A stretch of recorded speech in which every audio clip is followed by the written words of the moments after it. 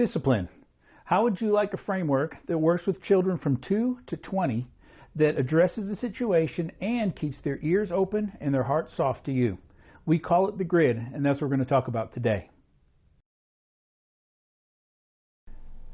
Good parents discipline their children. All parents know that they need to. Some parents are really good at it. Some parents need some work. But almost all parents have found themselves resorting to something discipline-wise that technically works and it gets their child to behave, but they know deep down inside that they probably could have done a better job. Kind of like eating a bowl of chili with chopsticks, right? It works, but it's not really what you want to do. There's a much better way to go about eating chili. What I'd like to share is something that we have found to be, in our seminars, one of the most popular parts of our talk on discipline. And it's an acronym, and it's a framework that parents can use to discipline their children, hopefully well, and to move from the place where discipline is something you do to your child to something that you do for your child. You go from discipline to discipleship, and that's part of the acronym. The acronym has 4 parts. The first part is guilt. The next part is restore. The next part is inspire. And then the next part is to disciple. So what I'd like to do is to demonstrate how you would use this out of a story from my family where my middle son, who's given us permission to tell this story, was pinching his younger brother, Chase. And so Lucas is the middle one, and he was pinching Chase when Chase would do something and make him mad.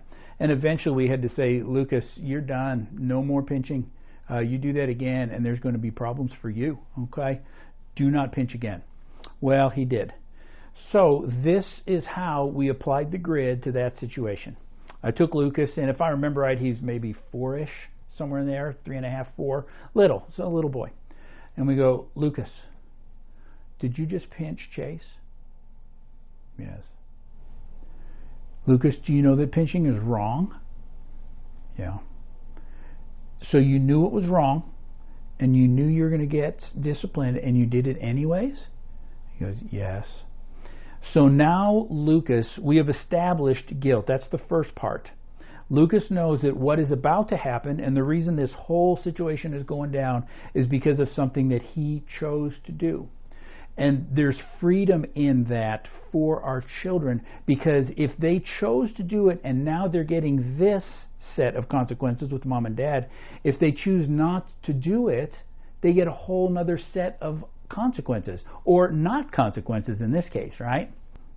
And so mom and dad, don't forget that, because we want to make sure that we have established guilt, not to make the child feel guilty. We're not shaming them. We want them to understand that what's happening is happening because of a choice they made, and they don't have to choose this again. So the first part is guilt. We've established that. The second part, you then go ahead, you administer the discipline to the child, right? And then what we're going to do is we restore them. So you discipline your child, and with little ones, they always wind up crying, and then you're now on the child's time. And so after you administer whatever you're going to do, you scoop them up and you hold them. And you hold them tight, and you let them cry for as long as they want to, and you just wait. And what you're waiting for is this, the you know how they end when there's like, I think I'm ready to go play, but I think I might cry for just a little bit more because it feels good, right? So you wait for that, and now this is the opportunity for mom and dad to take this whole bad incident, this terrible thing that happened, and to turn it around for something good that will actually engender goodwill in your child towards you, because you are now going to show them how they never have to go through this again. This is the key for you guys. So you restore them first off, and you say something along these lines. And I said it to Lucas. This is, Lucas, you pinched your brother, and you just got disciplined. But does that mean that me and mom love you any less? He says, no. I said, Lucas, that's right. There's nothing you will ever do that can make me or mom love you less. You are in our family, always will be. We love you. We're thrilled to death that God gave you to us to raise. And we're thrilled to death, and we're glad that you're here. And so now why don't you guys go out and play, okay? So that's the restoration. He has paid his debt to society, and he is now back in the family. We don't banish the kids. Then you have a chance to do 2 things for your child. The first one is to inspire. Cheryl's much better at this than I am, But basically what we're trying to do is to call our child to a higher level of living or accountability. And this goes across the board for 2-year-olds and for 20s. And the idea is God created you with character. He has a plan for you. And that what you just did is kind of fighting against that plan. And for little kids, it would be something similar to this. Lucas, God didn't make you to be a pincher of your little brother. He's defenseless. He can't defend himself again. You're bigger and faster. He doesn't want that for you. And so God wants you to not pinch your brother and to actually handle this in a different way. And if you have an older child, it might look something like this. You know, we have asked you to be on time for your curfew many times. And your word as a young lady or as a young man is very important. And when you say you're going to be in at 10:30, it's very important that you do that, because that is a part that reflects on your character. And the more and more you do that, that reflects in your own heart that you are either a person who keeps their word or a person who doesn't. And which one do you want to be? Do you want to know at night when you lay down or when you see yourself in the mirror and you look at yourself and you say, that is somebody who keeps their word? That's what you want, isn't it? So we've established the guilt. We've restored them. Hopefully we inspired them. I know Cheryl did. I don't know if I did so much. And then we get a chance to disciple. And the disciple is basically this. What should you have done?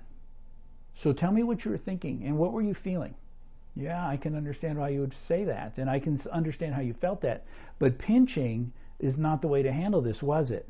No, it wasn't, right? They'll say no. So what should you have done? And then you let the child probably come up with the right answer. And if not, then you get a chance to walk them through it, what they feel, what they should do, and what they should watch for next time. So to wrap this up, you establish guilt, not shaming, but the reason we establish guilt is so that the child knows that they can choose something different next time. And they also know that the reason this whole thing went down is because of a choice they made. Then you restore them into full fellowship. You do not shame them. You don't ostracize them.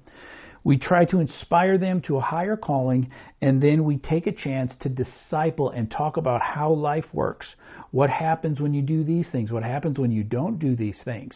And we take a chance to pour into the child and hopefully avoid this in the future.